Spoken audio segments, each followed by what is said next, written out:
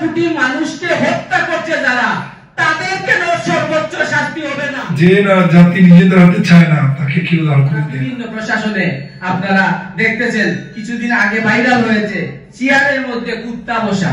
সুতরাং বড় বড় সরকারি অফিসারের চেয়ারে কুত্তা বসা, এটা বুঝতে পারছেন কাকে কোন দায়িত্ব দেওয়া হয়েছে।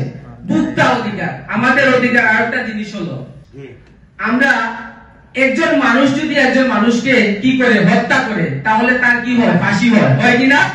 আদালতে তার প্রমাণ হলে ফাঁসি হয়।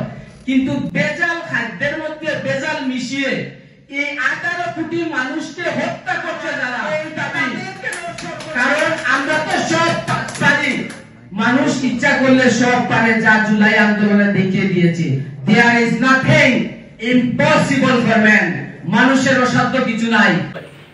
আমরা সুস্থ থাকতে হলে, আমাদের অধিকার আদায় করতে হলে আমাদের সবাই ঐক্যবদ্ধ হবে, এইভাবে ভলান্টারি কাজ করতে হবে। আপনাদের এই সংস্থা স্বেচ্ছাসেবী একটি সংগঠন, যেটা হলো মানুষের যে ভোক্তাদের অধিকার আদায়ের একটি বড় মাধ্যম এবং সহযোগী হিসেবে। ভোক্তাধিকারের মূলত হলো যে আপনার একটি পণ্য সরকার নির্ধারিত একটি বাজার রেট রয়েছে, সেই রেটের উপরে যদি আপনাকে রেট চায়, আপনি তার প্রতিবাদ করবেন এবং এই সংস্থাকে সরকার সহায়তাকে তাকে পানিশমেন্টের ব্যবস্থা করবেন। 11 জন প্লেয়ার বাংলাদেশে খেলাধুলা করি, তাদের জন্য কি আছে? ক্রীড়া মন্ত্রণালয় আছে। অথচ আমরা 18 কোটি ভোক্তা, আমাদের জন্য কোনো মন্ত্রণালয় নেই। এটা দুঃখজনক হলেও সত্য। প্রিয় উপস্থিতি, কষ্ট লাগে। বাংলাদেশের যে নীতি নির্ধারক যারা আছে, শুধু সার্টিফিকেট দিয়ে তারা বড় বড় শিক্ষিত আর ডিগ্রি অর্জন করে তারা ফাঁসি হয়, হয় কিনা? আদালতে তার প্রমাণ হলে ফাঁসি হয়। কিন্তু ভেজাল খাদ্যের মধ্যে 18 কোটি মানুষকে হত্যা করছে যারা, তাদের কেন সর্বোচ্চ শাস্তি হবে না? আমার এই দাবি। কারণ আমরা তো সব পারি, মানুষ ইচ্ছা করলে সব পারে, যা জুলাই আন্দোলনে দেখিয়ে দিয়েছে। There is nothing impossible for man. মানুষের অসাধ্য কিছু নাই। মুমিন।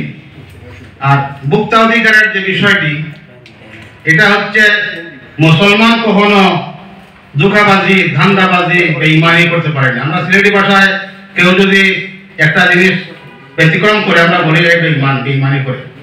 আসলে সারাংশ হচ্ছে ঈমান থাকলে কখনো বেজাল করা যায় না।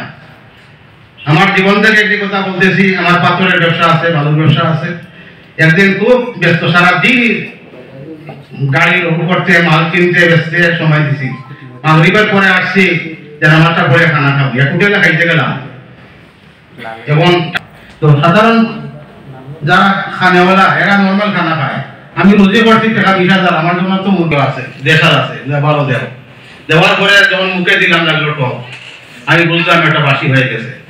টক লাগে কি, কয় হাত 7 করা দিছি, এক পিস 7 করা আমাকে দাম দেন, বলে 7 করা শেষ হয়ে গেছে। 7 করা শেষ হয়ে টক লাগে, হাত করা দিলে কি আমরা হাত করা দিই, গোসও খাই, মাছও খাই, তাহলে হাত করা না তোমার তরকারি বাসি হয়েছে, আর একটা প্লেট দাও।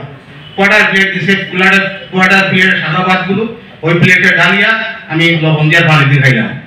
আমরা খানি টানি ইত্যাদি বিষয়, মানুষের সবচেয়ে গুরুত্বপূর্ণ বিষয় নিয়ে তারা কাজ করা, আমি আসলে ধন্যবাদ দিলেও ছুট হয়ে যাব। কারণ সবাই